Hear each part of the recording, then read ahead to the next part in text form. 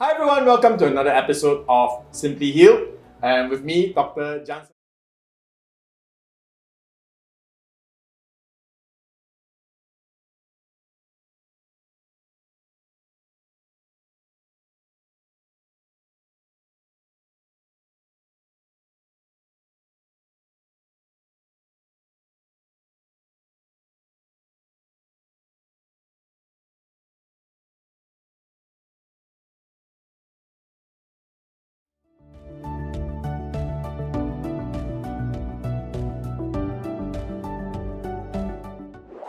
Cancer is a continuously growing global health problem that poses major challenges, most especially in developing countries. Find out how this international distributor of innovative health products came up with a series of solutions to help increase a patient's chance to survive the odds.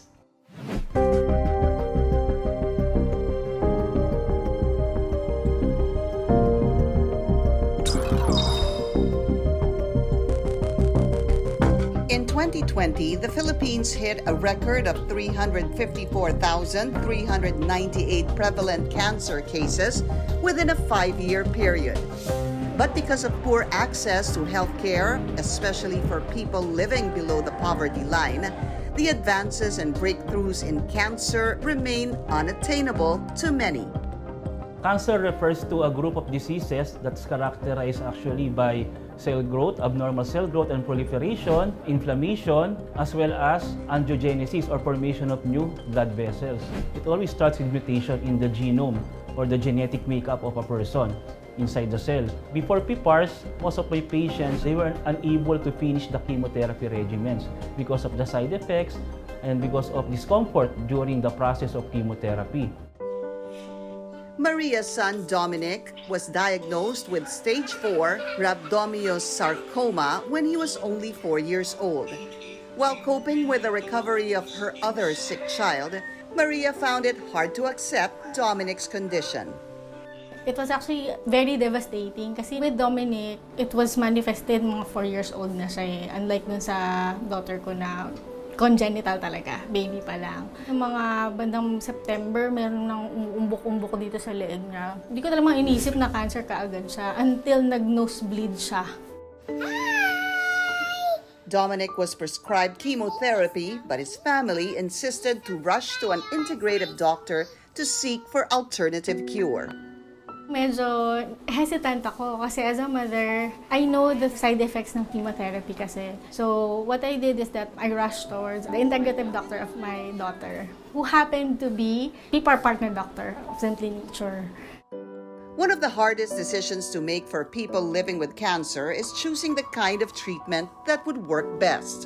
To help patients and their families deal with this growing health problem, one company commits to producing safe, credible, and natural health solutions by drawing on the latest bioscience technology to deliver a series of safe, efficient, and natural products.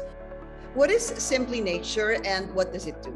Simply Nature is a company we created and founded about 10 years ago. Our mission is to find effective health solutions for people.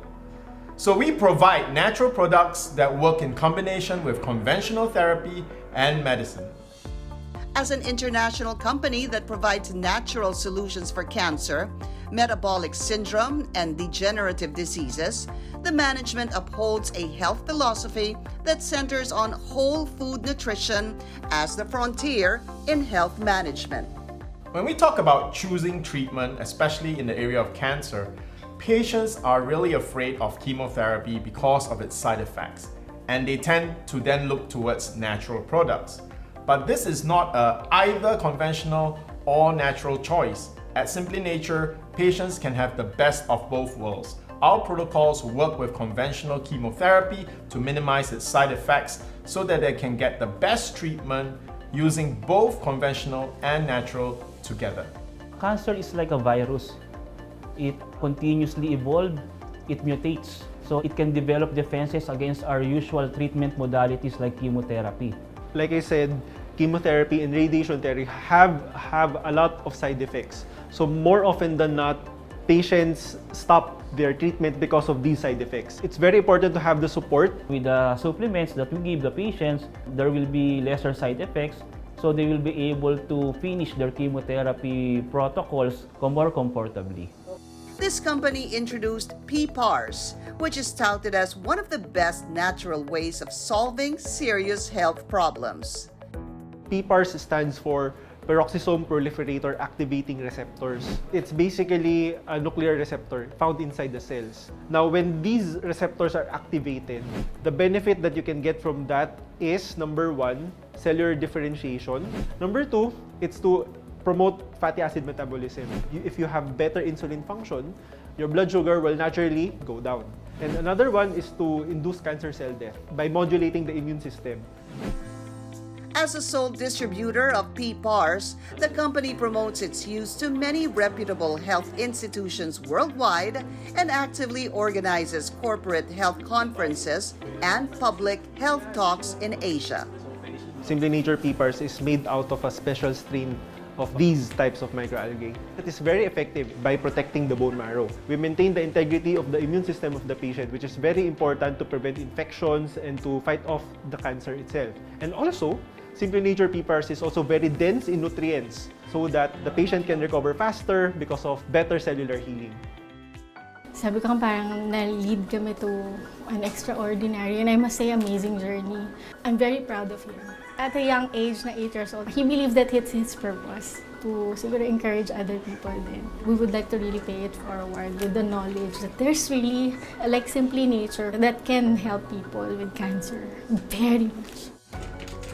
When fighting cancer, living healthy is very important because it allows us to pursue what is important to us in life, and that's what it's all about.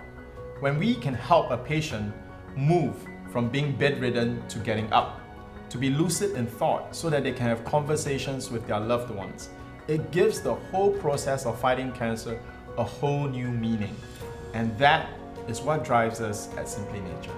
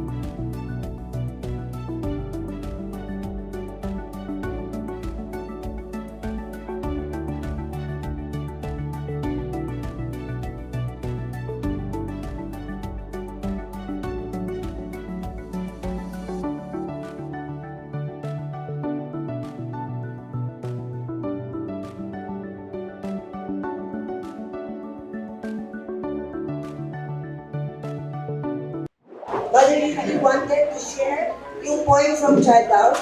So 100 years from now, it will not matter what my bank account was, the sort of house I live in, or the kind of car I drove, but the world made the difference because I was important in the life of a child.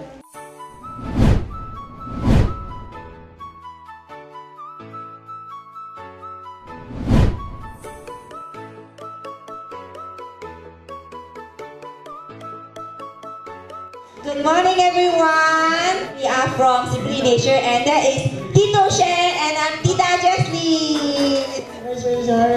And then you put it on your chest, say, Jesus loves me. Jesus loves me.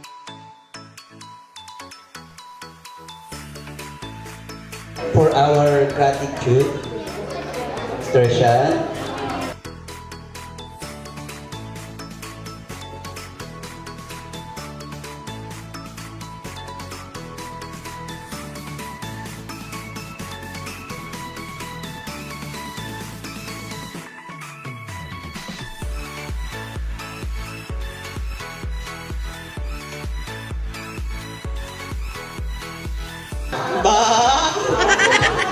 ba? Ha? Ito na ba ang mga sundalo ng Israelita? Maliit man ako sa iyong paningin, malaki ang aking Diyos. Tutulungan ako ng aking Diyos at lalabanan kita at tatalunin kita. Nayanig ang paligid sa pagbagsak ni Goliath.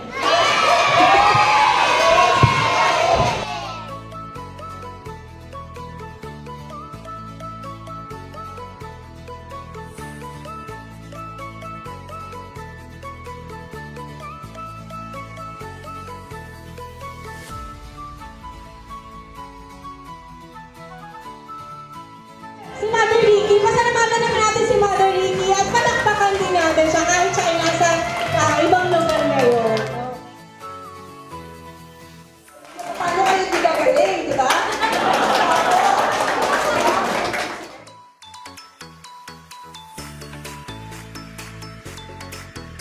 Pinupurit, sinasamba kita. And Lord, we believe you for testimony from every child in this place. In Jesus' name we pray. And all God's people say, Amen! Hallelujah! Nung 2022 po, yung parang inipon ko talagang pera pambili nung Simply Nature, nung vials, na PPARs. Yun po yung iniinom ko. Cancer lang siya, strong tayo. Kaya patuloy lang po tayong lumaban kasi may Panginoon tayong gumagabay sa atin lagi. Yun lang. And on behalf of the Simply Nature team, God bless you all. Maraming salamat for blessing us this day. We hope that we have made you all happy. God bless you once again. Here in Simply Nature, we are always with you from start to healing. Thank you, everybody.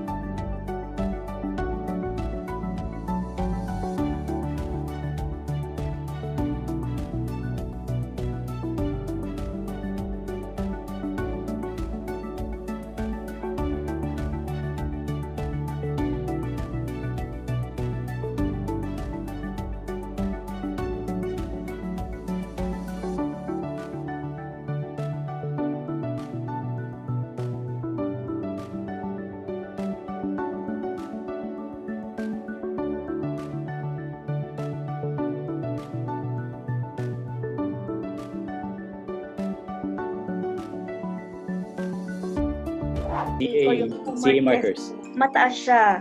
Then, nung after 3 months, nung pag-take ko ng Simply Nature, doon, naging normal na siya until now. Kahit si Dr. Johan na gulat siya kasi biglang normal agad. In just 3 months, nag-normal agad yung CEA ko. 1 year and 5 months. Cancer-free. Dapat may food supplements kayo. Like Simply Nature na proven and tested ko na. Talagang hindi ako pwedeng mawala ng Simply Nature na yan. 2019, I was being diagnosed a cancer of my uterus. So I was shocked. Sabi ko, bakit nagkaroon ako ng ganito? Samantalang hindi ako mahilig sa pagkain. I'm sorry, basura. Started the tablet and then the powder. Tinry ko din yung yung tawag dito. Gel? Yeah, yung gel. Yes. It's really good. After 2 months ng aking therapy and taking PPARs, sabi ni doktora, magpa-laboratory ka na. So, nung nagpa-laboratory na ako, praise God, 2 weeks ago or 3 weeks ago, lahat normal. To God be the glory. Salamat sa Diyos. Sa 2 months ko po ng aking pag-take ng PPARs, ako po ay cancer-free.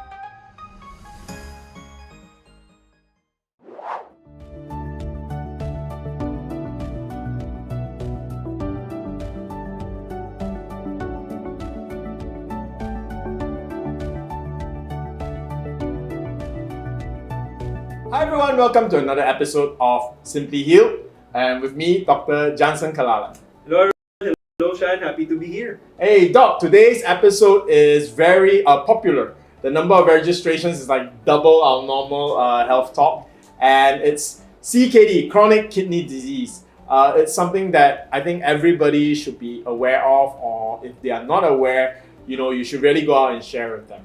So Doc, tell us more about CKD, how it starts, what's the definition of CKD, what should our audience know about CKD today to help them preserve their kidneys and to know when something is going wrong.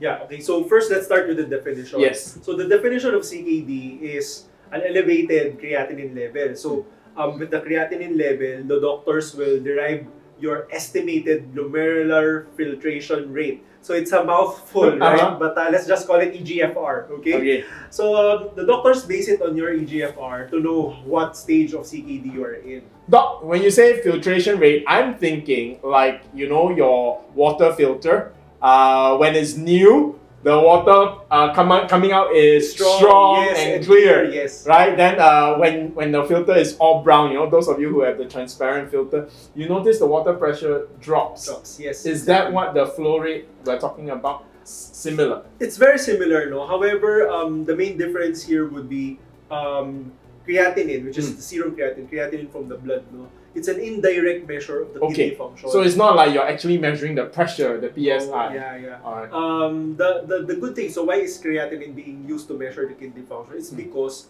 creatinine is readily excreted through the urine. So by measuring the amount of creatinine in the blood, we would know how well your kidney is functioning. So imagine it like water. So it would be like water that is flowing through your water filter or water purifier. So it's similar to that. Doc, the kidney is so well designed, naturally so good at its job. We actually don't know when your kidney is damaged until it's really damaged, because apparently if let's say half your kidney of one kidney is actually damaged, the other half can actually take up the workload and function overtime, right? That means they work extra hard, and as a person you don't actually feel different, but actually half of one of your kidneys is already totally destroyed. It's just that the kidney can increase its efficiency so much that you didn't know that actually half of your kidney is already damaged. So that's one of the great dangers of chronic kidney disease. And again, it's so scary because once your kidneys get damaged, they cannot be repaired, if they are really destroyed. So Doc, in CKD there are stagings. So can you go through with us what the stagings are? Yeah, okay. So again, the stage of your CKD depends on GFR. The GFR. Okay, so this is please take a look at this table. This is what it is. Okay, so you can just go and read. So the next question would be, how do we determine GFR? So it's not actually a laboratory. It's not like you draw blood to know or someone GFR. go measure It's your not, P. No, it's not. It's a mathematical computation, that's based on your creatinine levels and your demographics, like your age, your sex, whether or not you're male or female, these things, to derive the So it's not GFR. definite. I mean, it's accurate enough, but if you really wanted to know how damaged your kidney is, Doc, we have to do a scan. Yeah, a scan. Usually it's a nuclear imaging scan. That means you have to take something radioactive, which would stain. That means it will show up in your x-rays. It will light up. Then you can actually see how these liquids are flowing through your system. How liquids are flowing, that they can measure the rate of excretion or the rate of That's filtration. the actual rate of filtration. Yes. Okay. So next, of course, we can also use albumin in your urine, okay, to gauge at what stage of CKD you are in, and of course to know the prognosis. So please take note, we have 5 stages. The higher the number is, the severe it is, and the worse it is.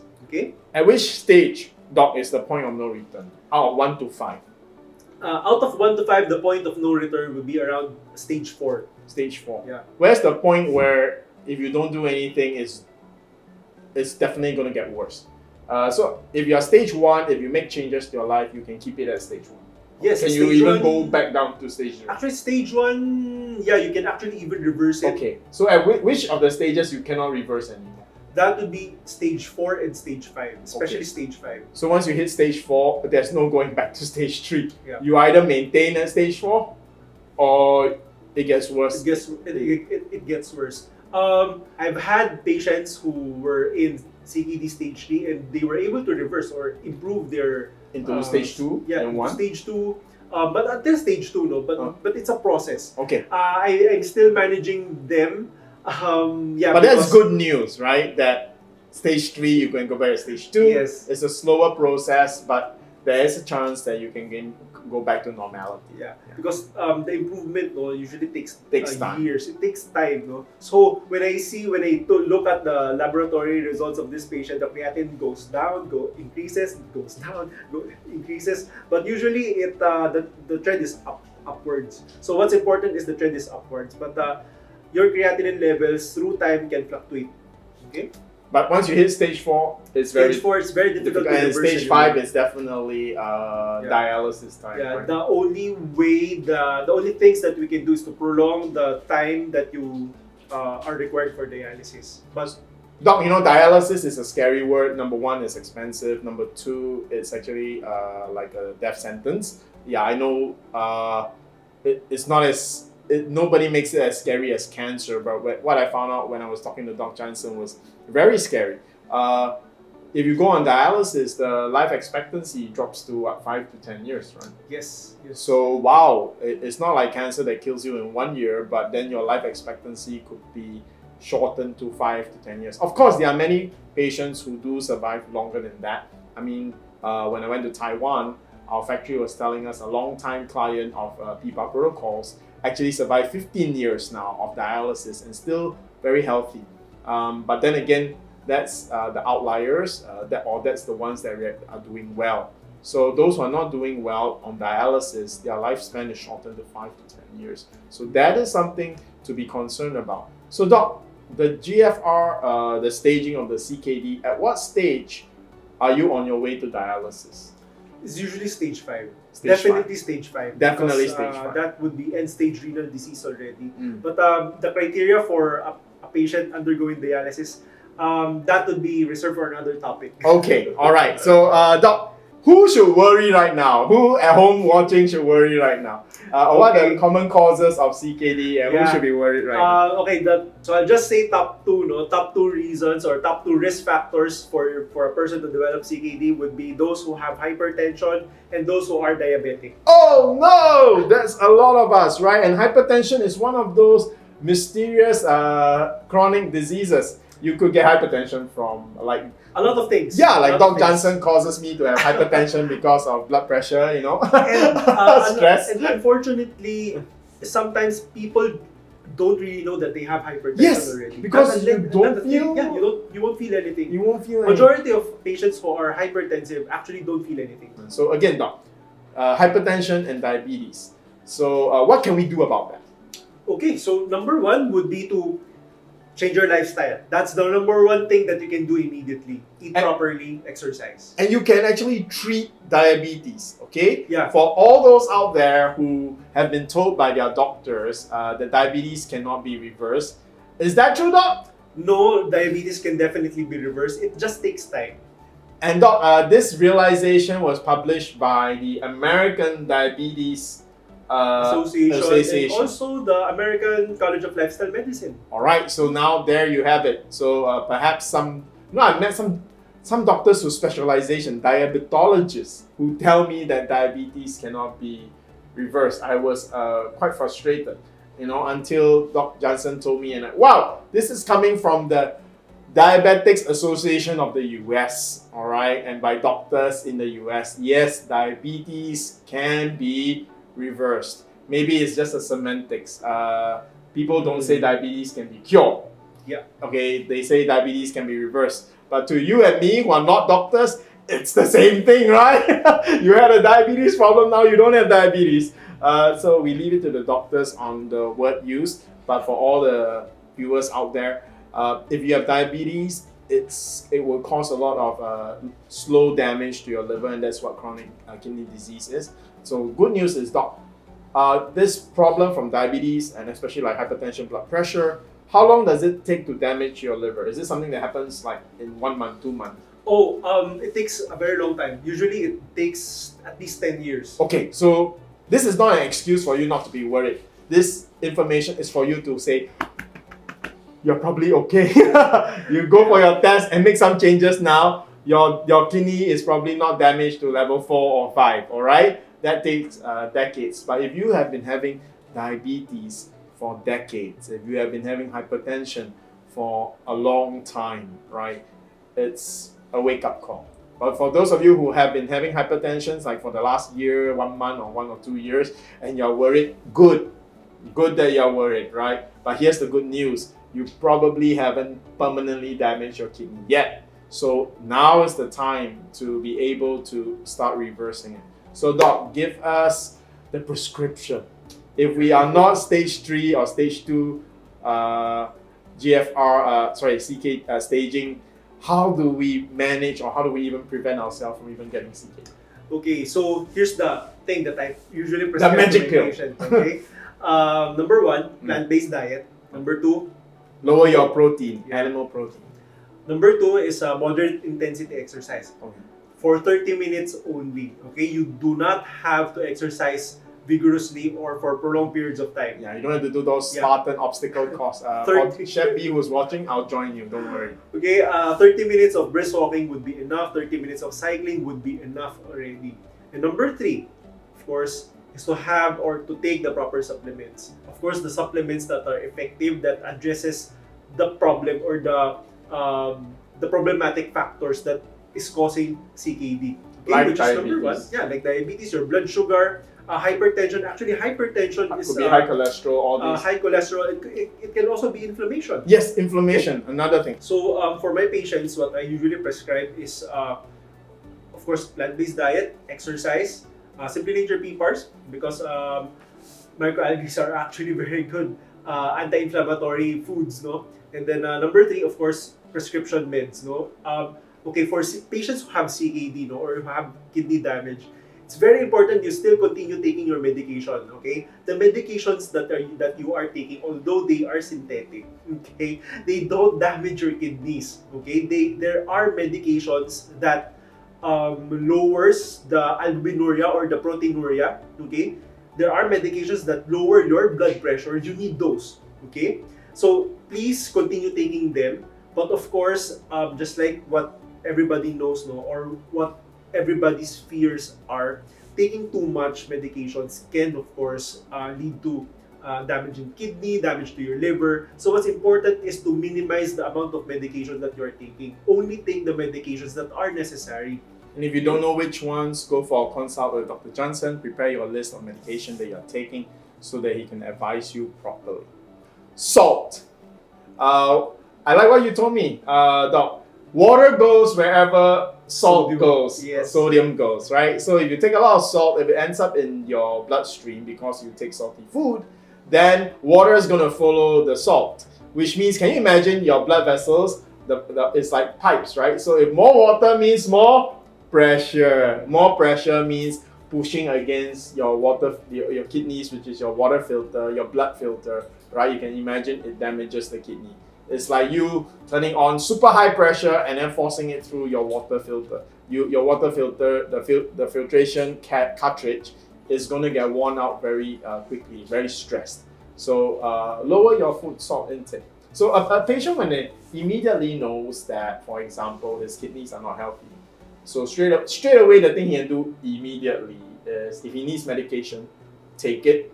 Don't worry, the plan is not for you to take it for life, but just so that you can take it under control. But when they go home, the next thing they can do is lower salt intake. Yes. All right. How much? Totally eliminate? No, Okay, because you that's need good sodium. news. Okay, we need sodium. Sodium is very important for bodily functions. Yes, that's essential for life. Yeah, essential for life. So how much is the limit per day? That's 2,300 milligrams Okay, of sodium. nobody measures. How Or- do, yeah. 1 teaspoon of salt. Okay, when we cook, right? So usually we put like 1 teaspoon. No, we don't even do 1 teaspoon. So probably 1/3, and then we spread it. But every dish has 1/3 teaspoon. But you don't take the whole plate. Yep. So in terms of taste, Doc, how salty is like salty? I don't know. It depends on your taste buds. I'm trying to find something that we can actually for measure. taste, no. But this is coming from a doctor's perspective. Okay. But for taste, probably if you want to augment, probably don't use ingredients that has sodium or has high salt, like your soy sauce, fish sauce. Probably use spices. But I think Chef B would be more well versed with this. But I will ask you this: like, if you take the classic dish that every Filipino loves, adobo. Yeah. Okay. If you take as much adobo with the gravy as your rice, are you gonna already exceed your salt intake? Most likely. Most likely. Most likely. Why do I know this? Because one serving of soy sauce, which is around 15 ml, already has around 900. Oh no, it's around 1,000 milligrams of sodium already. Okay. That's 15 ml. Also, we are supposed to have how many mg? It's 2,300 milligrams. And what Filipinos do like when you eat your siumai, I saw they will dunk the whole siumai in soy sauce. Or they use the sauce of the adobo that's and they put it on the rice. I mean, that's what I do too, right? It's delicious. Yeah, because it's delicious. Yes. But that's one bad news, because immediately one serving would go well beyond 30 ml. Okay, so that's a good gauge, a practical gauge for everybody. So if you eat adobo, eat the adobo, but don't take the gravy and put it on your rice.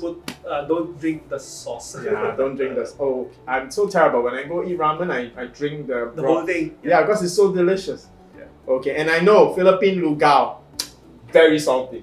Actually, it's not just animal-based sauce or animal-based sauce. No, it's also vegetable sauce or vegetable broth. If you go to the supermarket, vegetable broth also has very high sodium. Okay. So be careful. So be careful. Again, sodium is important, but don't take anything more than 1 teaspoon of salt. Okay, so we gave you some practical estimation, and so you should know. Well, if you are ever in doubt, measure your blood pressure, go for a consult if it's a bit high. So Doc, I see questions are popping out. I think this is a very interesting topic. Let's jump straight to our AMA.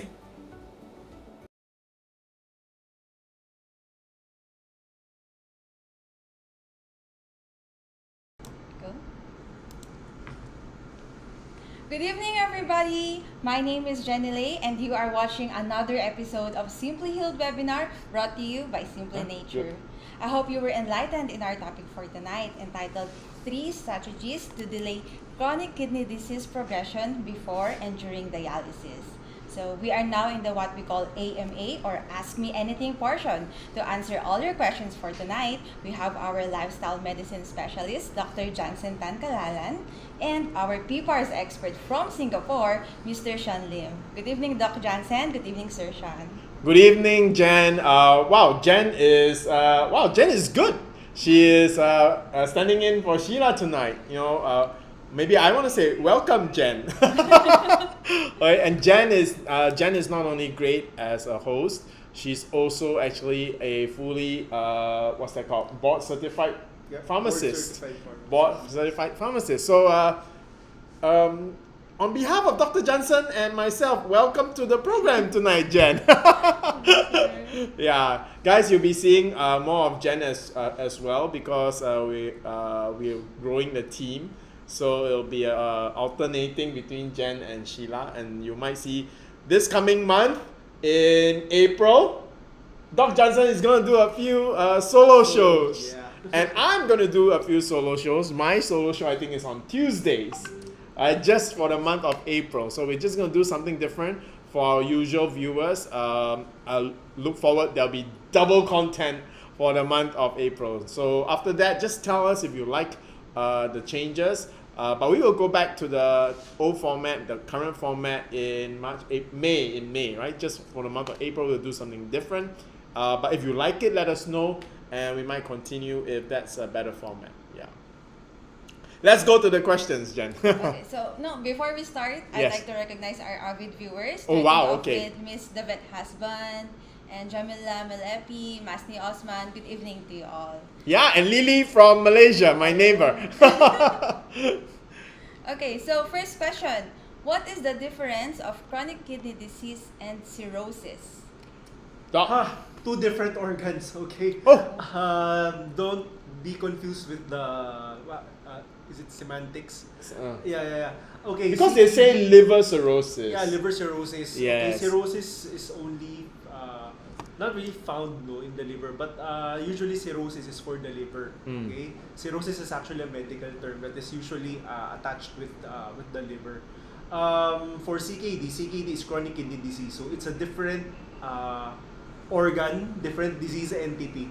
Okay, but on both cases, these two, in terms of similarities, both are irreversible already. Okay, once you have liver cirrhosis, very difficult to reverse. Actually, I haven't seen anybody who have reversed this. It's irreversible. Okay, similar to CKD. Once you are already at stage 4, stage 5, very hard to CKD, reverse. Yeah, this disease cannot be reversed already. Okay.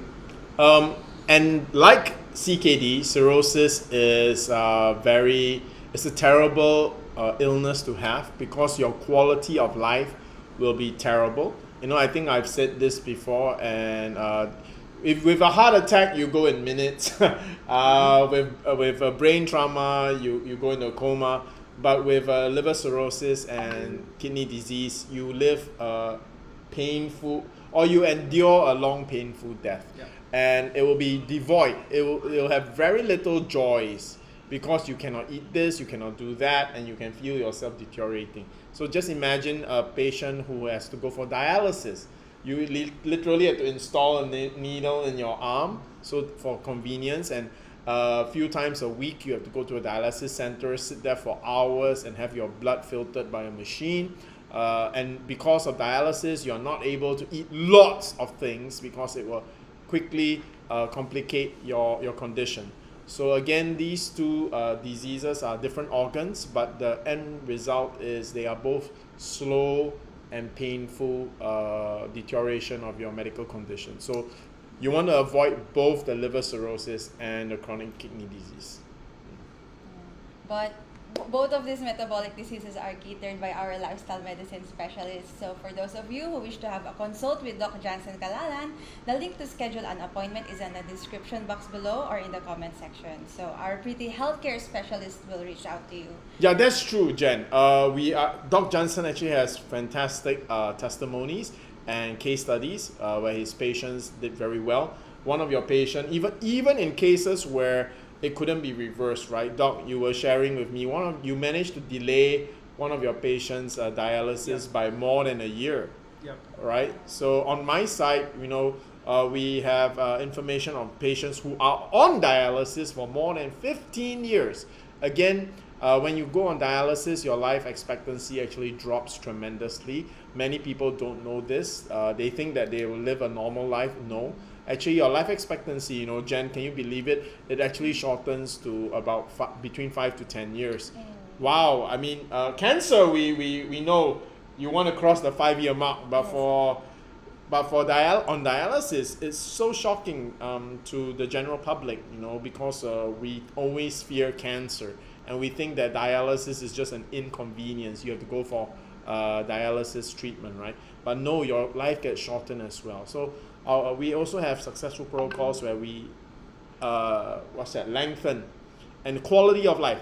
The patient in question after 15 years of dialysis still is pretty normal, lives a normal life. So that goes to show that there are many things that we can help with to improve the quality of life if you really have late stage CKD.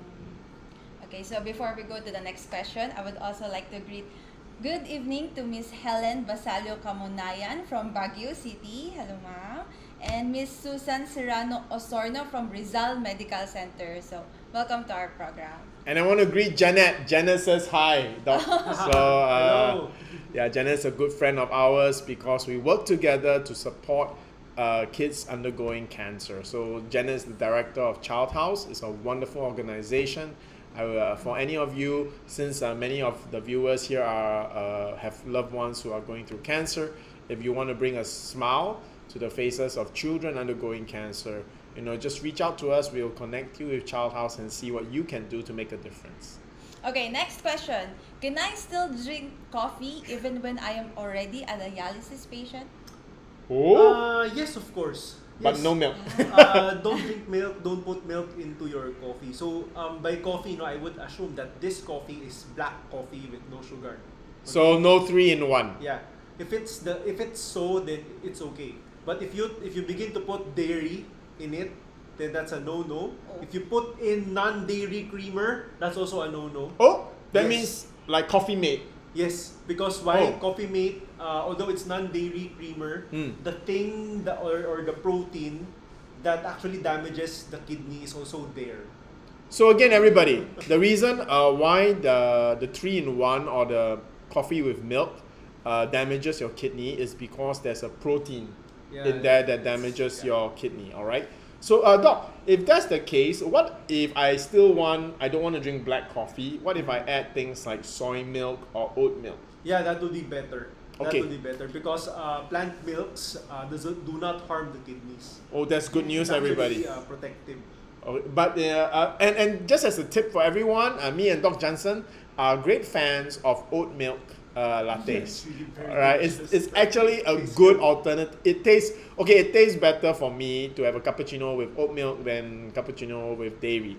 And irregardless of the health, just for taste, I would rather have that one. Okay, so please, if you're a coffee drinker and you really want you can't take black coffee, you need something to make your coffee creamy. Please try oat milk. It's now available in all the Starbucks and right Jen, and Coffee Bean, all these, they have oat milk. Try it, you like it, all right, and it's much healthier for you. Okay, going to our next question from Facebook, from Miss Alma Manlincoln Borato. Plant-based diet can help a lot. Is it to delay the progression or to reverse gradually? Okay, it can do both. Wow. It can do both. A plant-based diet, if done right, if done correctly. However, the reversing would depend on the stage. If you are stage 1, 2, and 3, that can still be reversed. For stage 4 and 5, we can only delay the initiation or the start of dialysis. But if you go on a plant-based diet, even if you are stage 4, stage 5 CKD, you'll have you'll have a better quality of life compared to your peers. Okay? Because at this stage, especially for patients who are undergoing dialysis, they are usually quite weak. Usually you see them being wheeled in and out on a wheelchair. They are wheelchair bound, but I've had several patients, even if they are on dialysis already, if you see them, they don't seem to be They're like sick at normal. all. Yeah, they're in fact, they look healthier than some people that we know. But that's something that's more consoling. But and I hope this serves also as an inspiration for those patients out there, viewers out there, or if you know somebody who is undergoing dialysis, to encourage them to go on a plant-based diet, because you'll see the difference. It's really a very huge difference between someone who has a regular, typical diet versus someone who is on a plant-based diet. Okay. Nice. So next question coming from the same viewer, Miss Alma. I switched my soy sauce into cocoa aminos.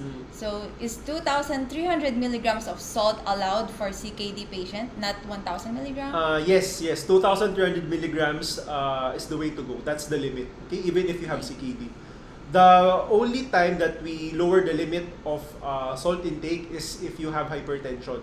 Okay, but the only time that we lower the limit for salt intake is for patients who have no CKD.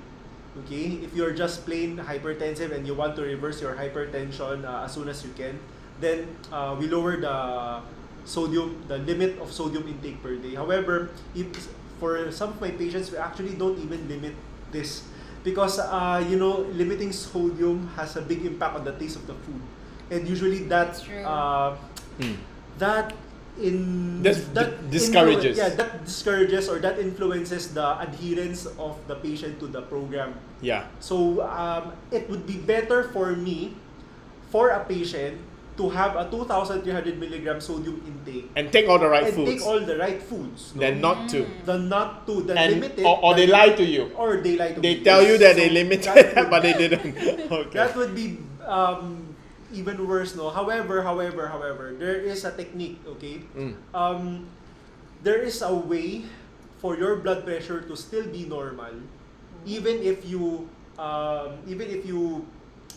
surpass or you go above the limit of 2,300 milligrams. There's a technique. Okay, please tell us, Doc. Are you gonna share with us, or should I reserve it for another episode? okay, let's have a hook. So there is a tip. You want to know? Watch again and ask next week the same question.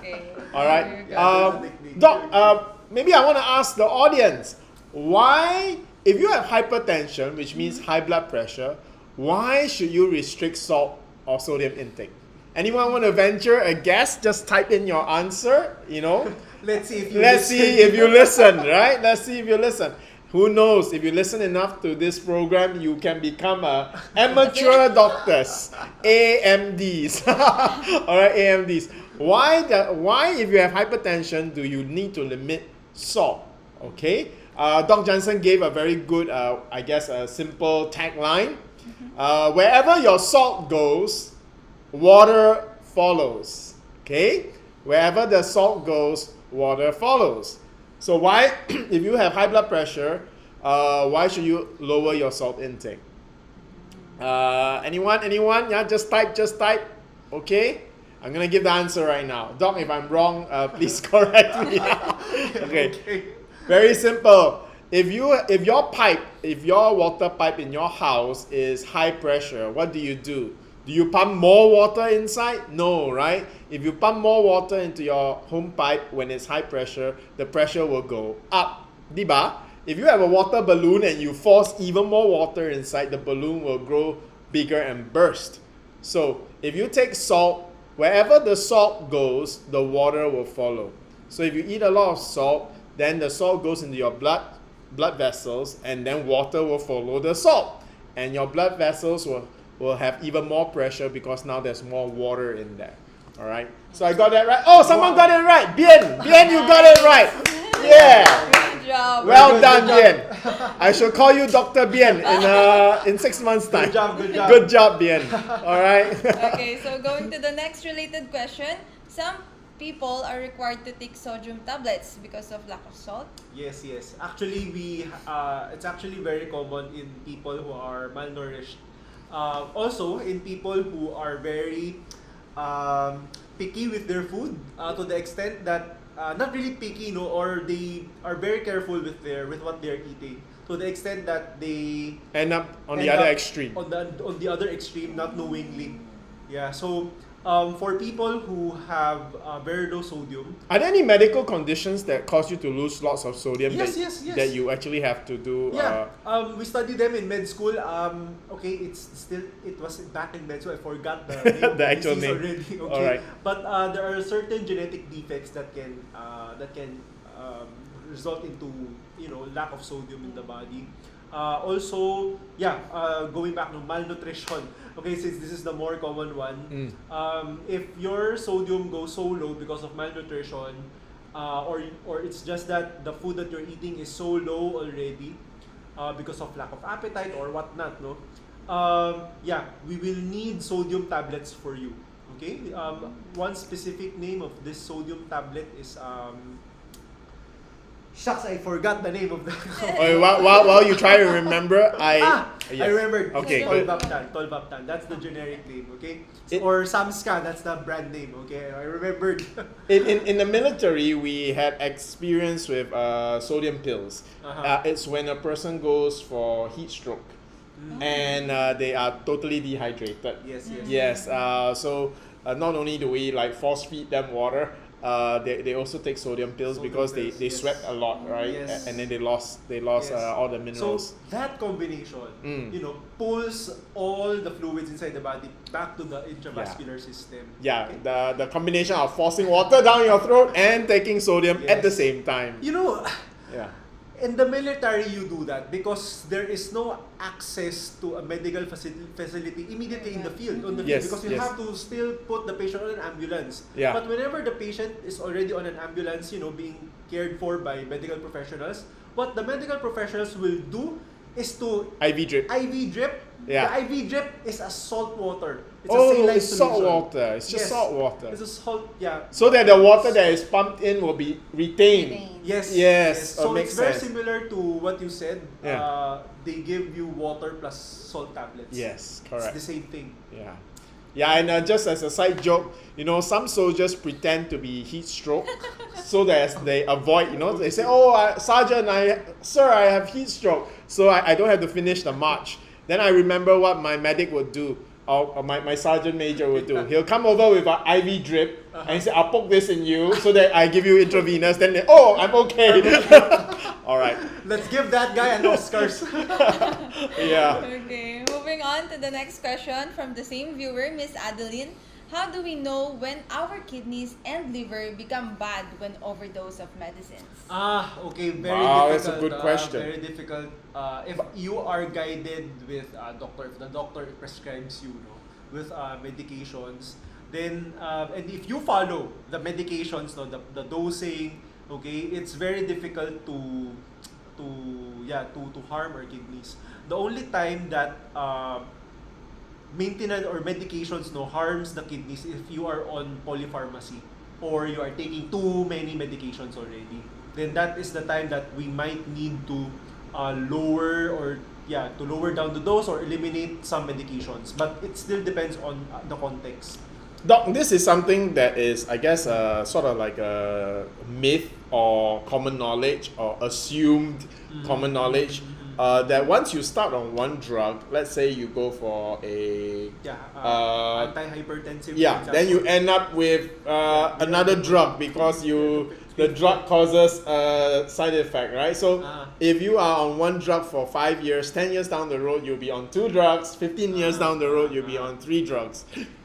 So this escalation is so there's this under, I guess, for normal patients out there, if we started taking drugs at late 30s or early 40s, we are kind of concerned that, if I am on this for life, when I'm 60, what's the condition of my kidneys? And Doc, you have mentioned before, there is a cumulative toll if you are on lots of maintenance drugs. And for the audience out there, this is not because the doctor is trying to sell you more drugs, all right? It's not that. It's because the negative side effects of these drugs is still better than the medical condition that you will have if you stop those drugs. Yes. Okay, so it's like bad news on the left and super bad news on the right. Okay, so you choose the bad news on the left because the bad news on the right is even worse. However, there is a third option. Life is not just black and white. Right? There's another third option. If you can start on a course or a journey, or especially with doctors like Dr. Jansen, where you slowly build up your body again and wean yourself off these drugs. It's not something that you do like over 2 weeks or 3 weeks. It's a journey. It is over a period of months, and it has to become a habit. Maybe in 1-2 years, you can totally reverse a lot of the metabolic syndromes, and then you don't have to take all these maintenance drugs anymore. I think from Doc Jansen, I've talked to Doc Jansen. Doc, you have successfully helped many people wean off metabolic drugs or diabetes and cholesterol. Because I remember when I first met Doc Jansen like 5 years ago, he was telling me he gets so sick and tired of seeing his patients coming back, and every time the dosage just keeps going higher and higher, right? And so he started on this journey that he's on, and now he's been able to successfully help many of his patients to go off the maintenance drugs. Not immediately, step by step in a safe, sound manner. So I want to encourage everyone, especially to the viewer who asked this question. Yes, don't just drop your drugs overnight because it's saving your life or preventing worse damage. But start on that next process where over months you will be able to get yourself off these maintenance drugs. Because the long term is, anything that is not natural will tax your liver and your kidney because they have to filter it out. Yeah. Also, no, you are taking medications for hypertension, BPH, and kidney stones. For this, no, there's no problem taking them together. Okay, so I advise you to continue taking them. However, just seeing your case, kidney stones, if you reverse, kidney stones can be reversed. Hypertension can also be reversed, but gradually, depending on how long you have had hypertension already. Your BPH, we can actually prolong the progression of BPH. BPH is benign prostatic hyperplasia. It's prostate enlargement. No, prostate enlargement is rooted in inflammation as well. So this one, your condition is actually pretty straightforward. So I know that without even going to any details, I know that Doc has a protocol that will tackle all three of them at the same time, right? And you wouldn't have to be have a consult with Doc so that he can look at the details of your actual condition and get yourself back on the journey to complete healing. So another question from Facebook from Mr. Aaron Ramos. Creatinine of 300, what will I do to reverse it? Depends on why your creatinine is 300 in the first place. I have to know more. So I suggest you go for a consult, no? But right on the get-go, plant-based diet. Start with that. Okay, don't do anything else, just plant-based diet. Doc, I can see that is actually very fast because, protein in your urine. Yep. Yeah, that's indicative that you have a kidney problem. You have a kidney problem. And okay, I have such scares before, right? Especially you start studying all these medical things, you start to see all these problems in your own life. Okay, so I notice when I eat a lot of meat, for example, if you go to something like a Vikings buffet or something like that, and you ate half the cow, okay, because you want to get the value for money. You'll notice that night when you go back home and you wee in the CR, your urine will have like bubbles, and it's not diabetes. This time it's because of high protein content, right? So what I found out myself, I get scared. I'm like, oh wow, something's wrong, And then what I do is, first of all, I take cleanse. Okay, I go for dietary fiber quickly, and then for the next 2 or 3 days, I just go pure plant-based. I let my system displace the protein out, and it's pretty fast. Usually by the next day, my urine is no longer bubbling, and I'm like, avoided a scare. So changing your diet can be very effective, and you can see like almost immediate results if it's just a temporary imbalance. But it's terrible if you ignore this. If you go for Vikings, ate half a cow, right? Your urine has bubbles and you just ignore it, and next Saturday, you go and eat the other half of the cow. Yeah, this is where you start to create, you start to have these chronic kidney diseases because you're ignoring the signs. So I think it's very important. What we hope that you get out tonight is, as you live your life, and sometimes I know you live on the edge, you eat half the cow, all right? You will have bubbles in your urine that night.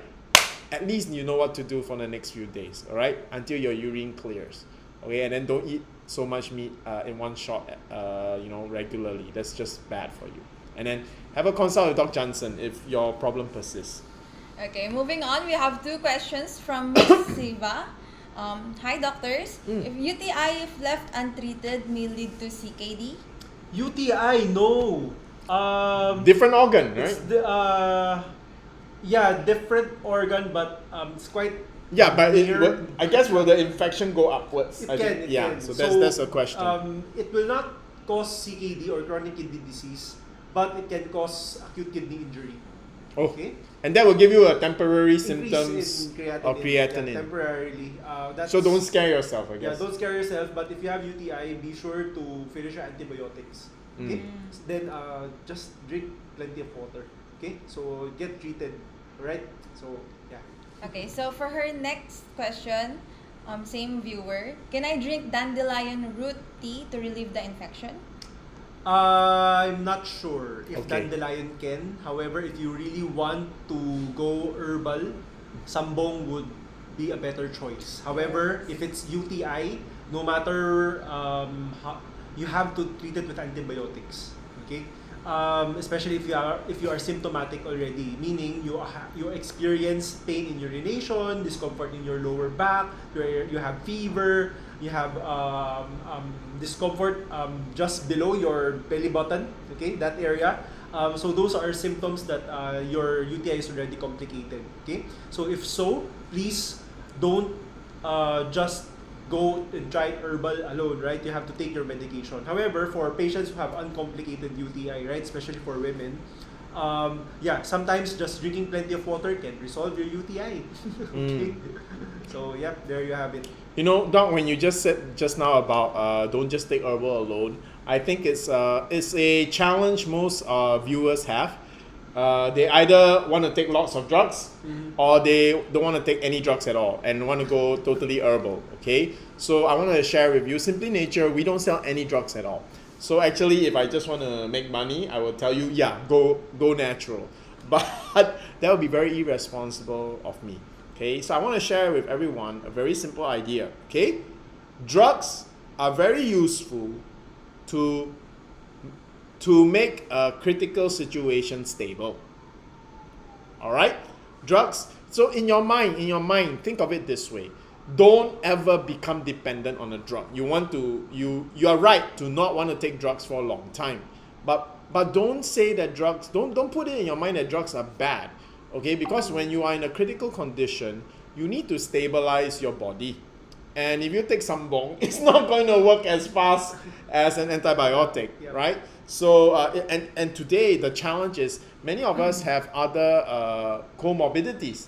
So you don't want one infection to cause inflammation in your body, and then another illness that you have kicks in. That can lead to hospitalization. Yeah, but if you are a farmer living in the hills of Sada, right, breathing in clean air, then if you want to go natural, you are very healthy and you just have UTI, then it's probably okay. But if you are living in a city, eating all the fast food and enjoying all the good food, you probably have other comorbidities. You not only have UTI, you have blood hypertension, you have a bit of diabetes, you have cholesterol. So you really don't want to let your UTI start a storm. So that's why taking the drugs is a good idea to bring it under control.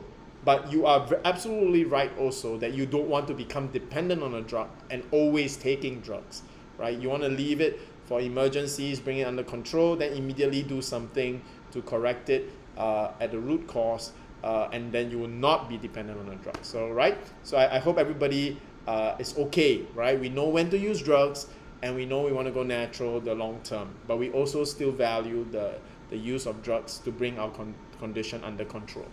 Now, lots of questions about people with creatine 300, and I can see, and then I see Miss Liza, CKD stage 4. These are very, I think these are viewers with a heavy heart, yeah, and they are probably very worried.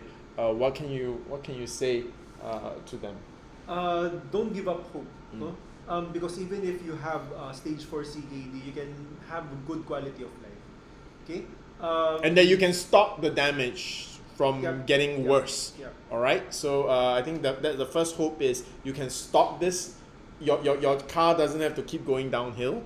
You can stop it, right? You arrest it, and because at stage 4 you are not at the dialysis stage yet. Borderline. Not yet. You're not at the dialysis stage yet, no. So at this stage, very important to stop the progression or stop the progression. Address the risk factors for CKD. So are you hypertensive? Are you diabetic? So those two things, no? You have to reverse those two things. And they're not difficult to reverse. Yeah. Very easy with our protocols. Especially for diabetes, diabetic so easy. nephropathy. I've had a patient whose kidney was destroyed in the first place because she was hypertensive and diabetic. Now, when she had CKD stage, I think she was stage 4 already at that time. No, her diabetes went away already because she's on plant-based diet already. However, she still has struggles with her blood pressure. That's why she went to progress into dialysis eventually. But nevertheless, though, in terms of quality of life, it's so actually, if good. she had been even more disciplined, she might have been able to have avoided the dialysis. Yes, true. That's true. Okay, so for Miss Liza, can people okay, I just share with you for Miss Liza, since you asked that question. There I have an endocrinologist. That means internal medicine, right? He had a patient who, after he did all the tests, it has to go for dialysis already. Really, is at a stage within a month has to go for dialysis, right? So the doctor said to her, there is a Hail Mary. He's not sure whether there's sufficient time and he's not confident, but he said it won't harm to try, because at the very least you have other positive effects, like your blood sugar and everything will be improved. So what that patient tried is actually the soft gel capsules. Okay, and what happened was that for 2 years now, no dialysis. The creatine levels, everything actually went back, reversed positively. All right, but I also have cases where they took the soft gel capsules with the hope of avoiding. This one is actually kidney transplant. Okay, and the creatine didn't drop fast enough. But what did happen was that the blood sugar level came down. The blood cholesterol also came down, so that was very helpful for the kidney operation. So again, it's a win-win. Let's hope for the best. So why don't you see Dr. Jansen for a consult? Find out which of the forms of our extracts would he recommend for your condition. Okay, and we all hope for the best. As what Sheila and Jen always likes to say, we'll be with you throughout this journey, right? From the start to you, when you achieve your healing. All right. So, hatam na, Miss Liza. Another long question from. Oh wait, I see. Sorry. Sure. Miss Liza said she doesn't eat meat, only fish and egg and vegetables. Okay, so your statement is not correct, because fish and egg is meat. All right, but Doc, any comments? Must she really go off all? Yes. You have to go off all, especially your fish and the eggs. You have to be a strict vegetarian. Okay, Miss Liza, I think today our program, we know how scary actually CKD is. The discussion that me and Dr. Jansen had just now, the kidney damage cannot be reversed, right? If the kidney cells are destroyed, they are destroyed forever. They are only created at when you are in your mother's womb. They cannot be remade. Okay, and you don't even want transplants. Transplants don't last forever. How long does a transplant last? Maybe 10 years? I really don't know, but with transplants, life expectancy significantly drops as well. No? So also, there's a chance of rejection. Yes, and you always have to be on immunosuppressants. Yes. So that's all not good. So again, you are at stage 4. It's not stage 5. So I hope that's enough motivation for you to stay off. Stay off meat, including fish. Okay, and what could be worse right now is sometimes these farmed fish, very high in antibiotics, and those fish that are not farmed, very high in heavy metals. So that can be a complication to your kidney condition. But don't be discouraged. I always share with people, don't go and eat vegetarian food. Just go and eat tasty vegetable dishes. Okay, don't look at it as becoming vegan. Just say, I want to eat the tasty vegetable dishes. That's how the mindset should be. I totally agree, because even if you're vegan or a strict vegetarian, it's not necessary. It won't be. It's not immediately that you're healthy, because there are junk food vegans. Yes, they're junk. I've seen vegans who are fat. Yeah, I mean Oreos, it's not healthy, but it's vegan. Oh yeah, Oreo cookies. It doesn't cookies have any animal food ingredients in there. French fries is vegan. Yes, French fries is vegan. So what I'm saying is perfectly unhealthy vegan food. So the diet that you should be eating is a whole food plant-based diet. Okay, so this is plant foods, that is centered around unprocessed, unrefined plant foods. plant foods that are found in nature as grown, no, you eat them as it is. Okay, so that's what you should be eating. Okay, and not the plant-based processed meats or these things. Okay, because those are very high in those are really very processed and very high in salt content. Okay, so if you have CKD, don't eat them. Okay.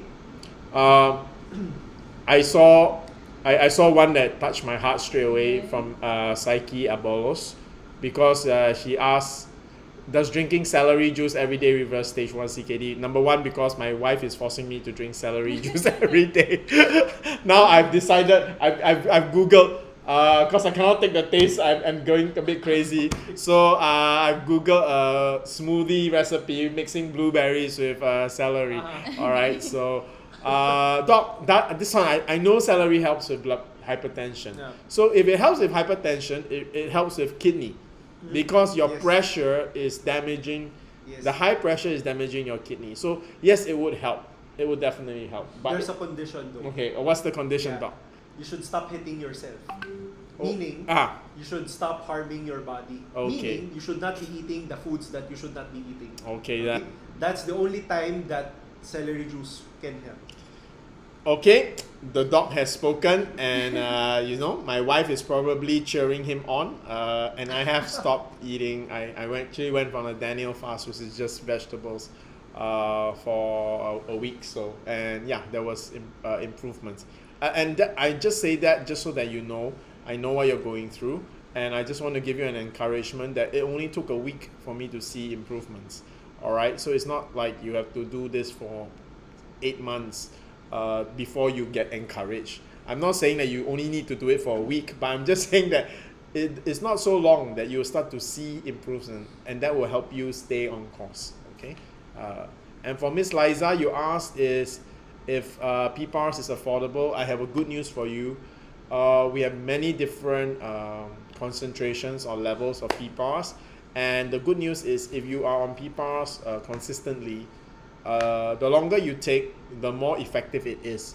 So if you've been taking PPARS regularly, the lower, more affordable ranges become as effective as the more expensive ones.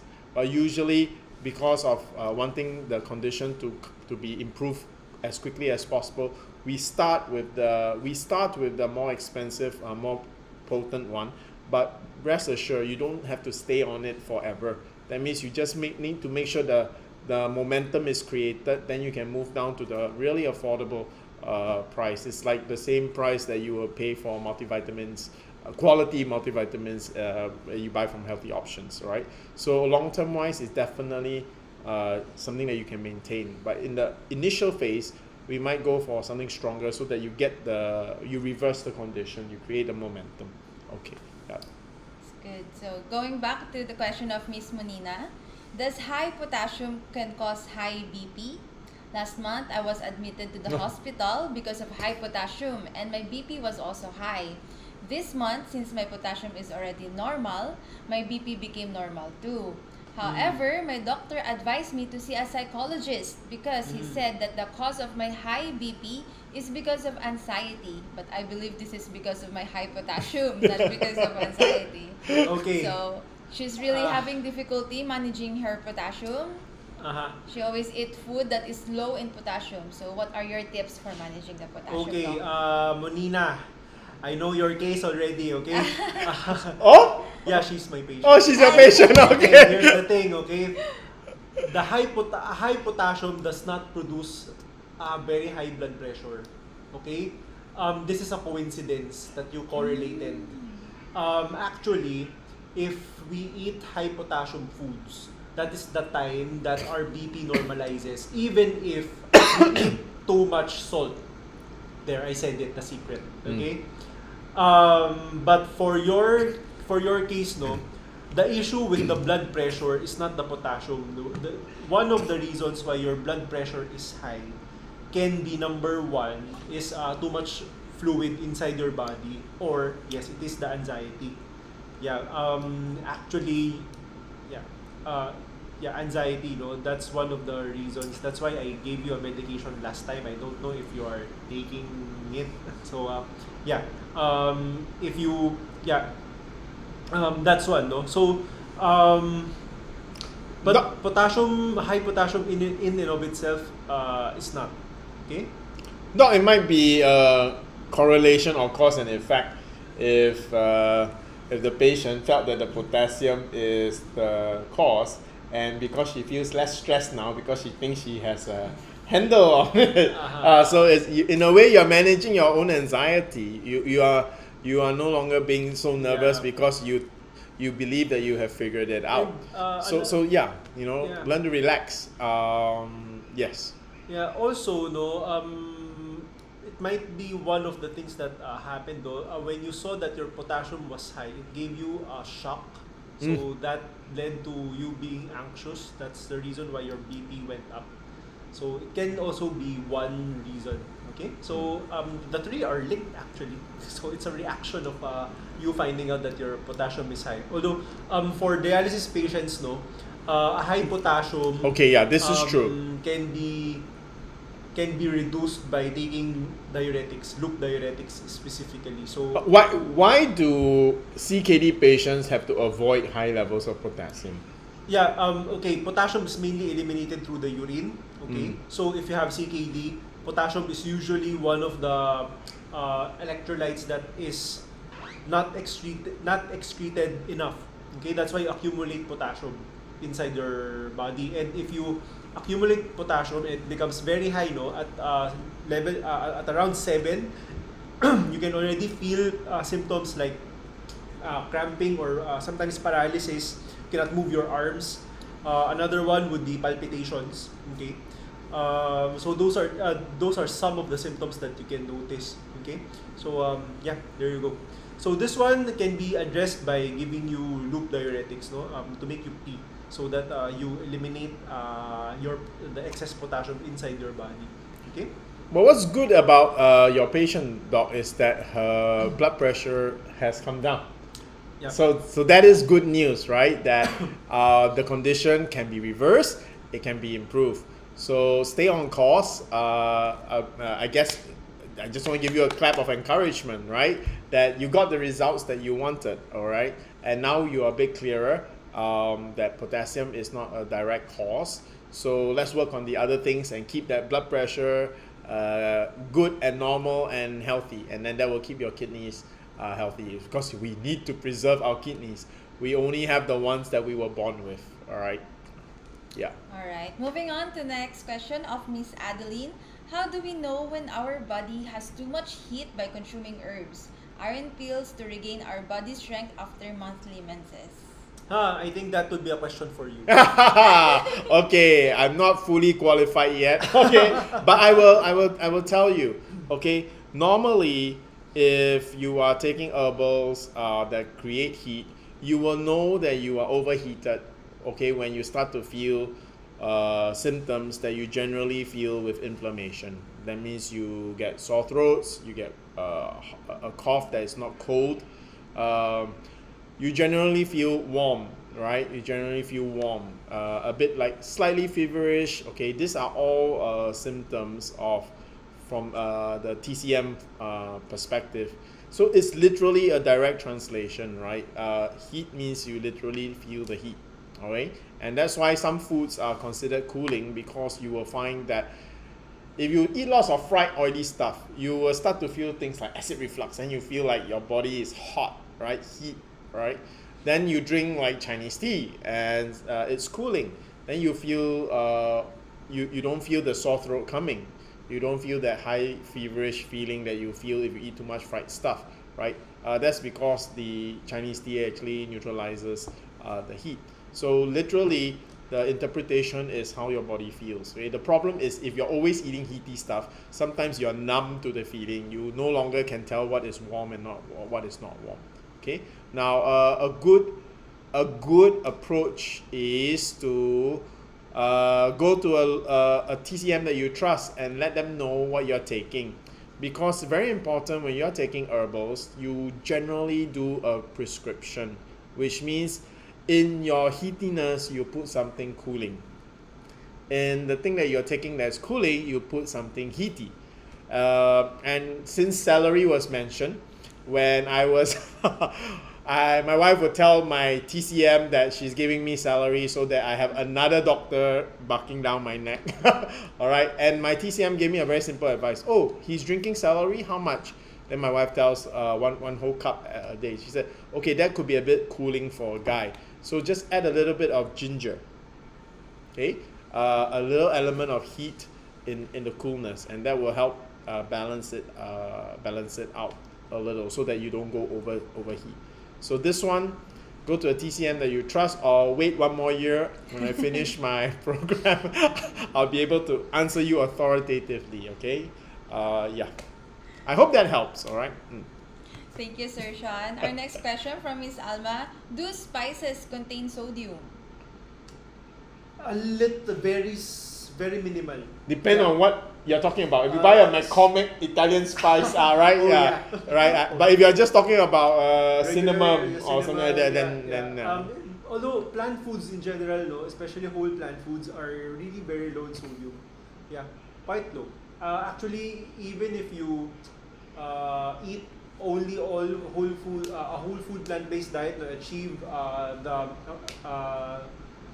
or even if you go above the daily, actually the total calorie or your total daily calorie intake, you won't surpass the limit, the 2,300 milligram limit. So yeah, plant foods really quite low in sodium. I saw a comment by Nori. She was mentioning no problem with eating meat plus rice and other high carbs. That's where the real problem starts.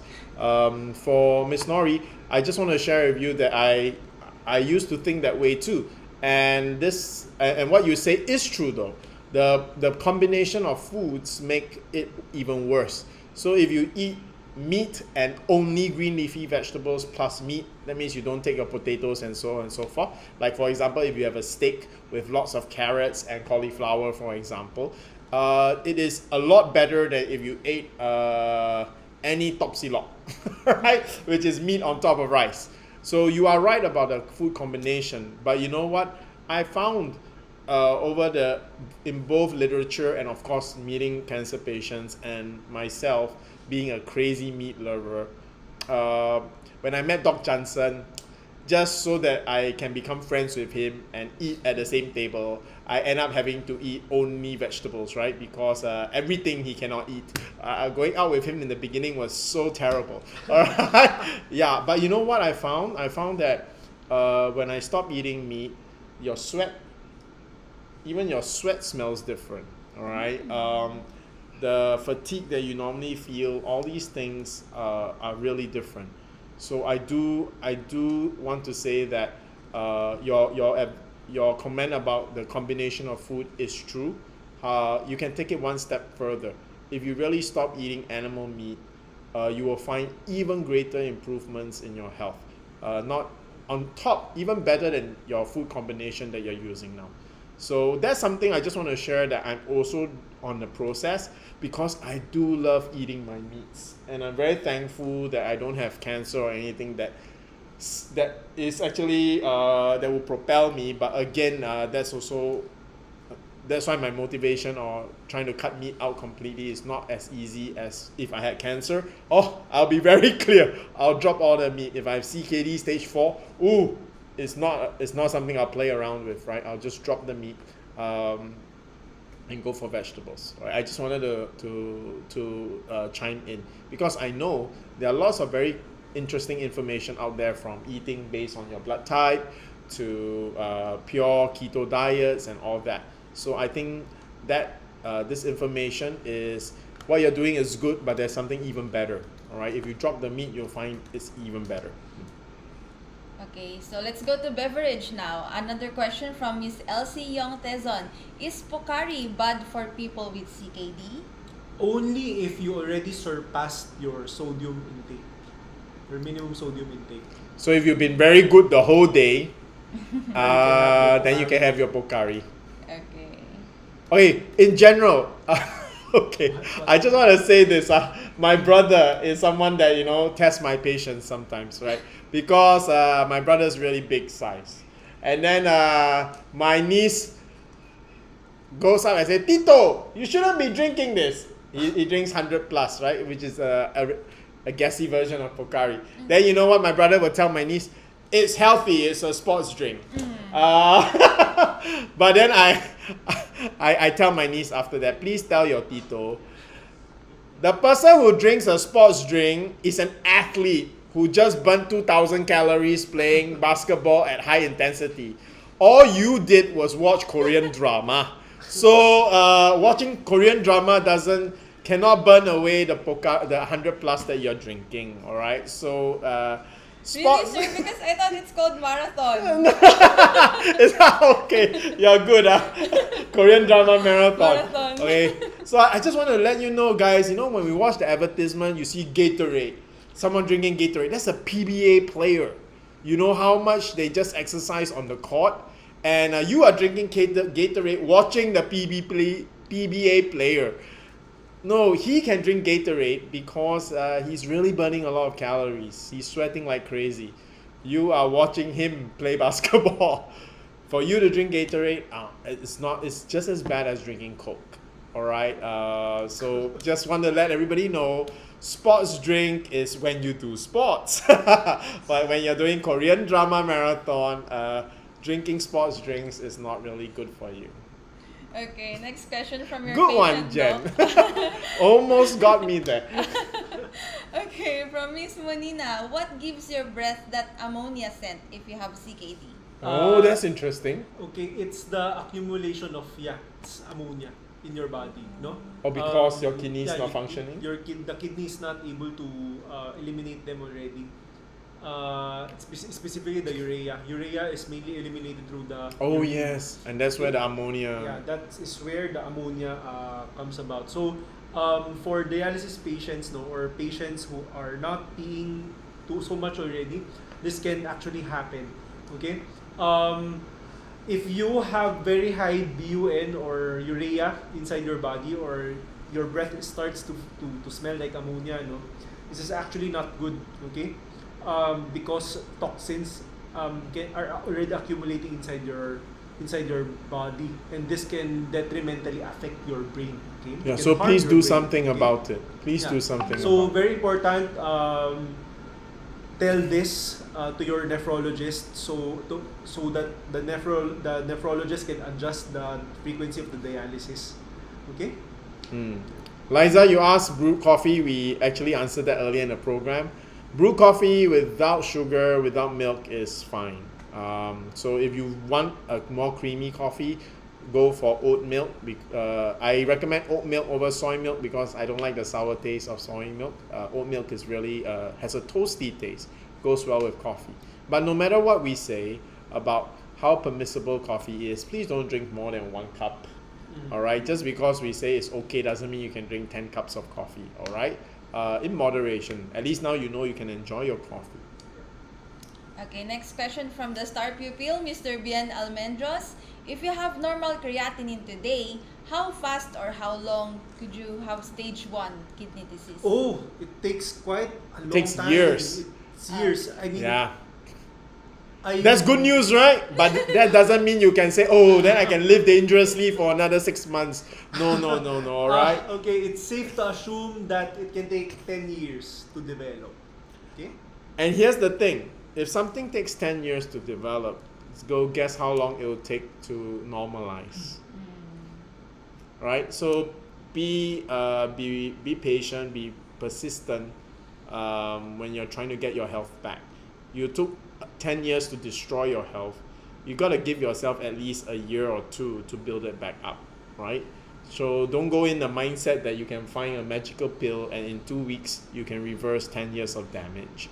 Then even that treatment should be worrisome. How come it can be so extreme, right? So when talking about building back your body to become healthy and strong, give yourself a realistic timeline. So minimum 6 months to a year. All right.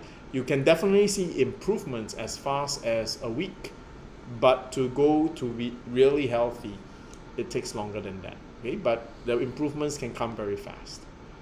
Okay, next question from Ma'am Adeline. Do you have any comments on vibrational frequency formula? I do not know what that is, so I cannot comment on it. Okay. What was the question again? I missed it. Vibrational Frequency formula. Oh, what's that? frequency formula. This. I don't know. Okay. Well, Doc is. I see a mathematical equation. Okay, so I don't know. Yeah, I need more information. Oh, this is very interesting, Doc, because I am a curious person, and there are a lot of protocols out there that are based on frequency. And we had a conversation about quantum physics before. Yep. Yeah, so I think the Russians are very into this type of treatment.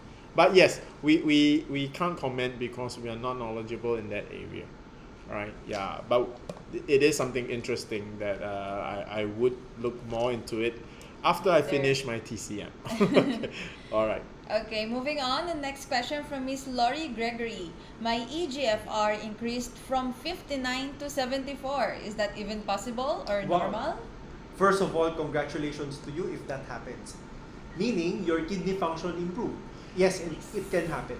Yes. Okay, it can happen. And I hope everyone else tonight who has kidney issues are encouraged. This is happening to a real person that is in the same show as you are on, right? Okay, so I hope it makes it very real to see someone that is so close. I mean, we are on live at the same time, can have a huge improvement to their kidney function. All right, so I hope that gives everybody hope to take action. Okay.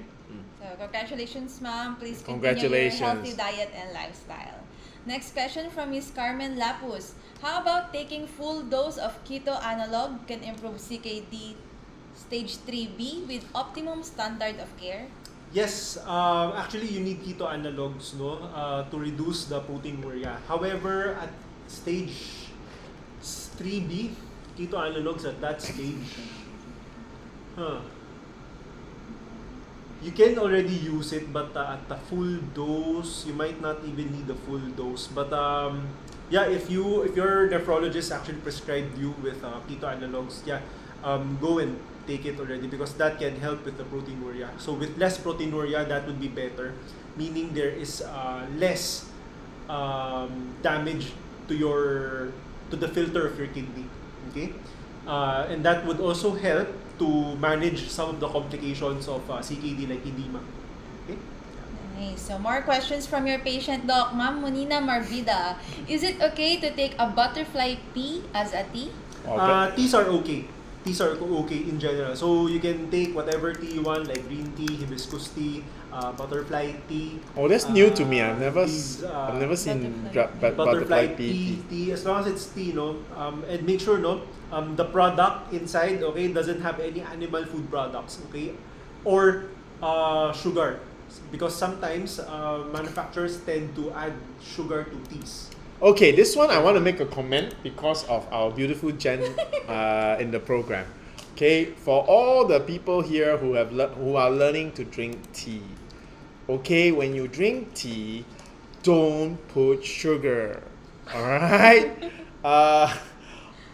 I think it's only in Philippines. All the truly tea drinking cultures, the Japanese, the Chinese, whoever drinks like real tea, they don't put sugar in it. All right. So when we drink chrysanthemum tea, we don't put sugar. Okay. If I want to make my tea sweet, this is what I put inside: wolfberries, or what you guys call goji berries. Okay. All right. If you go to Tim Ho Wan, they put that red sweet berry on top of every siumai. Yup. Okay. Yes. That's a medicinal. This is called medicinal cooking, where the food that you eat is actually herbal in nature and is therapeutic. Okay, so if you want to sweeten your tea, you can put goji berries. All right. If you don't know where to buy goji berries, you can private message me, and I will charge you a premium to carry it from Singapore to you here. All right? Goji berries, there are plenty here in the Philippines. Oh, they are here also, but I always buy from Singapore. Singapore. So, okay. Actually, goji berries are very, very delicious. It's actually Yes, it's very sweet. one of the superfoods. Do you know, if you wash it, because ours are all dried, so there's some dust, If you wash it and then eat it like raisins, it's tasty. It's sweet. It's nice. Okay, it's really nice. So again, if you're drinking butterfly pea tea or any tea, I'm looking at Jan. Okay. I remember I took Sheila out for a Japanese meal, and then we had tea, and then she drank it and almost spat it out. I was looking at her. She's like, "Sir, it's not sweet." I'm like, "Why should it be sweet?" Okay, no, right? If you drink tea, don't add sugar. Learn to enjoy the tea. It's actually a very sophisticated flavor, almost like wine. The way people talk about tea, those who really drink tea, it's like wine with many accents, hidden flavors in there. You shouldn't put any sugar in it, okay? Yeah. Okay, noted, sir. Noted, Jen. Okay, next question. How to improve BUN through food intake? Yeah, avoid food sources that increases urea. No? So the notorious ones would be foods that are sourced from animals. So that would be your red meat, that includes pork, beef, and lamb. White meat, that includes chicken and fish. Seafood, all kinds of seafood, that would be your shrimp, your shellfishes, your crustaceans, milk as well, no? Dairy, like cheese, okay? Eliminate those foods, no, from your diet. Eggs actually can also increase your urea. So avoid those foods. Focus on plant foods, okay? Only eat plant foods. And if your BUN is still high, no, even with on a strict plant-based diet, then something has to be done on the dialysis itself already. Okay. So yeah, that would be my answer. Okay, Doc, do you have additional tips to lower down a blood pressure of 180 over 110? Yeah, you can suffer a stroke from that. Number one, if you are not taking any medications, please do so. Consult your doctor. Immediately. Get it under control, then Yep. go for consult with Dr. Jansen. He'll help you bring it down further without using drugs. If you are already taking medications, probably you are underdosed or taking the wrong one. So yeah, I suggest you go for a consult too, so I can know more about your history. 180 over That's 180 high. over 110. That's high, but it's a pretty straightforward case as well. So yeah. And I'm answering Adeline because she's saying goji berries. What about kuma? I had to Google that because kuma is actually dates. That's it's one another of the superfoods. Yeah, as well. I was gonna say that Dr. Jansen would highly recommend. Yeah, He dates. said the only sugar that is healthy is date sugar, right? So it's really interesting because this is a reflection of different cultures. I grew up in Singapore and in a very Chinese family, so our way of sweetening things healthily is goji berries, right? And those like Doc, who is still Chinese but Western educated.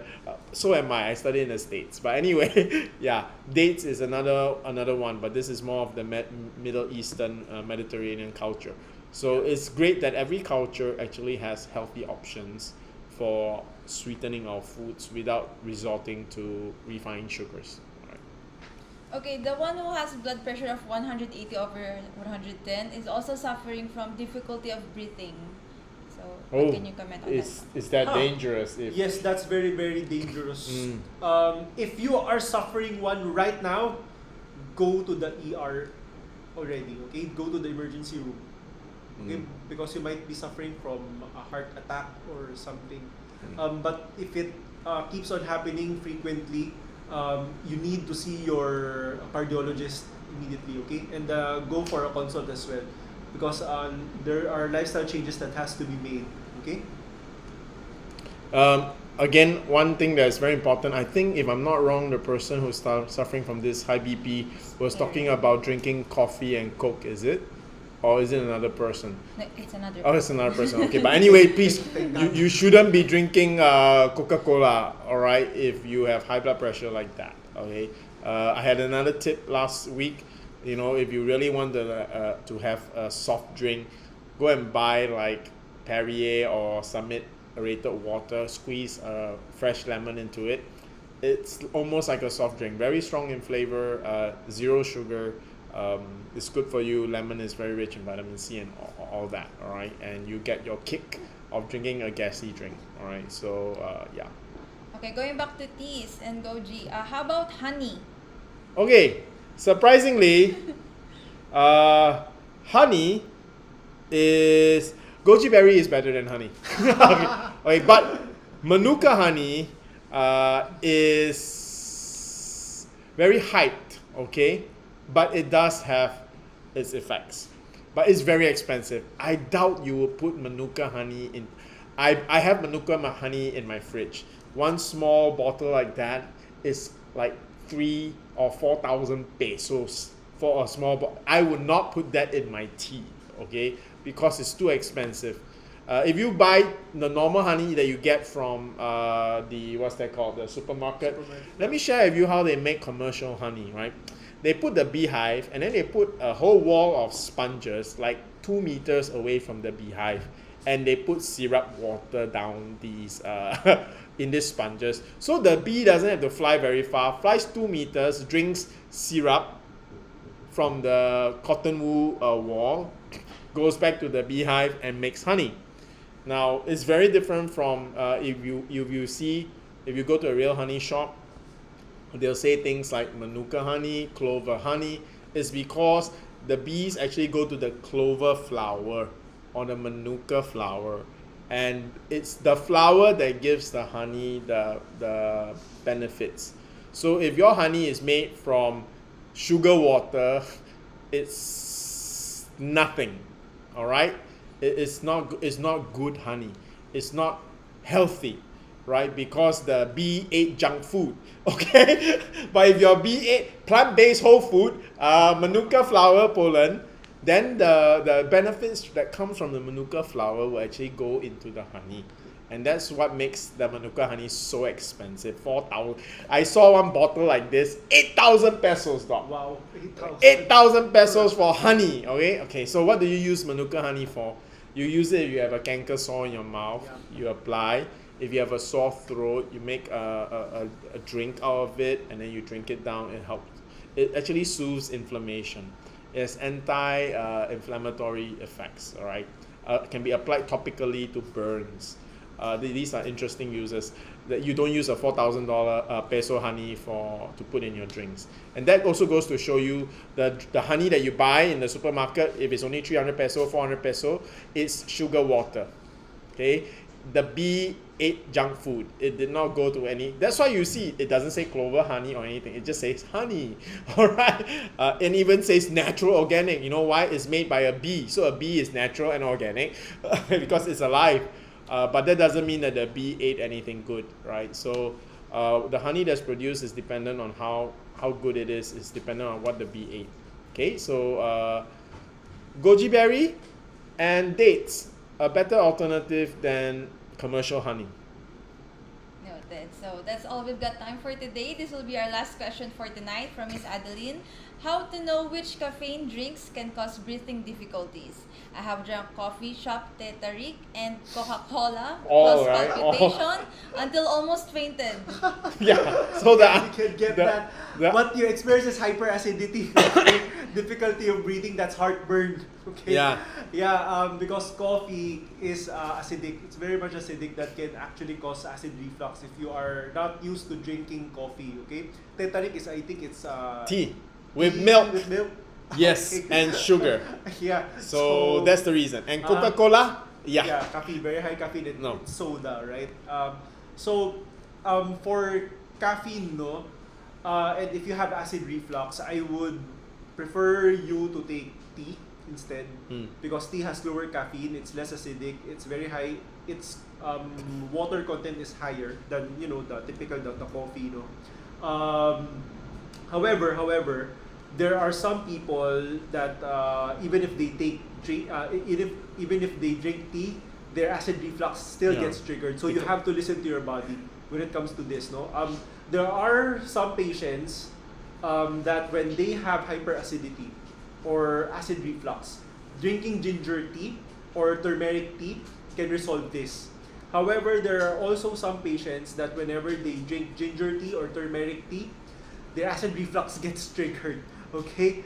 Also, same with green tea. So you have to listen to your body, and when you are experiencing acid reflux, please go to your doctor. There might be an underlying reason why you are experiencing this. But number one thing that that should be ruled out immediately is H. pylori infection. Next will be whether you are stressed out or if you have anxiety at that moment. Okay? Yeah. Yep. My only comment is don't put sugar in your tea. Okay. Then you might as well just drink Coca-Cola. Okay. Yeah. Noted, Sir Sean. I can still see a lot of questions coming in, but don't worry, we will answer each of your questions via direct message. So just before join us next week. Yeah, join us next week. Okay. Join us next week. Yes. So before we say goodbye, kindly give our viewers your parting words for tonight. Starting off with Sir Sean. All right, I'm very encouraged by tonight's response. We did have a very lively show. The topic, me and Doc Jansen felt that this is something that needed to be talked about because the kidney is a very important organ, and what makes the kidney very special is that it cannot be replaced. You know, I mean, compared to the liver, if you cut 2/3 of your liver, that means you only have 1/3 of your liver left. A year later, your whole liver would have grown back. This does not happen to the kidney. Whatever is destroyed in a kidney, it stays destroyed forever. What happens is that the rest of the kidney has to work overtime to make up for whatever is destroyed. So you only have these two kidneys. You want to make them last as long as you live, right? So if you are young now, don't burn your kidneys because you have another 60 years ahead of you. If you damage them, your next 60 years is going to be very difficult. So preserving our kidneys' health, making sure that we don't damage it is so important. And the good news is, as Dr. Jansen said, for you to develop a kidney disease it takes at least 10 years, around there. So it means that if you don't have a kidney disease now, good news, right? You can stop it from coming. Okay, so you don't have to scare yourself, but yet you should be very concerned about preserving your kidneys. And I'll go to Dr. Jansen for the final words. Yeah, so tonight's episode actually is very fruitful. No? There are a lot of wonderful questions, very interesting questions at that. No? And I hope you all learned a lot in this webinar. Now, in the next webinars, please stay tuned. No? Please follow all our social media pages because in the next few episodes, I'm going to talk about real life cases. Okay? Yes, we are changing format. Yeah, so that you can learn from the experiences of some of my patients, those who are successful and those who are unsuccessful as well. So you also know what not to do. Okay? So there you have it. Thank you everyone for staying with us. Yes, we hope to see you all in our future webinars for Simply Nature, same day, same time, every Thursday night at 7:30 p.m. Next webinar is entitled Nasopharyngeal Cancer from Diagnosis to Recovery. But this will be a live case. There won't be a pre-recorded discussion. We're gonna just interview a live case of survivor of this cancer, and we'll learn from that whole process. And then the week after that will be Dr. Jansen. So we are going solo for a short while. All right. Yes, starting next Tuesday, that's April 4, for Simply Healed Medical Group. Yeah, we're going to start with a more handsome person. No, Doc Jansen's more handsome. So Doc Jansen is conducting his first solo webinar entitled Breakthroughs in Breast Cancer Treatment, New Therapies, and Promising Results. Yeah, this would be a case report of one of my patients who was quite successful in managing her breast cancer. No? This patient of mine has stage 4 breast cancer. No? So if you have, or if you know someone who has breast cancer, so please share this please share the registration. Yeah, it's just next Tuesday. It's just next Tuesday. Okay. All right. So just for the month of April, I think we will have a double dosage of us. You'll be seeing double. Okay. But we will go back to our regular programming in May. This is just something that we want to try, and let us know what you think. So thank you once again for watching Simply Healed webinar, because your curiosity about your health condition and your victory over cancer and metabolic diseases is what keeps us going. Because here in Simply Nature, we are always with you from start to healing. Thank you everyone, good night, and God bless you all. And don't put sugar in your tea.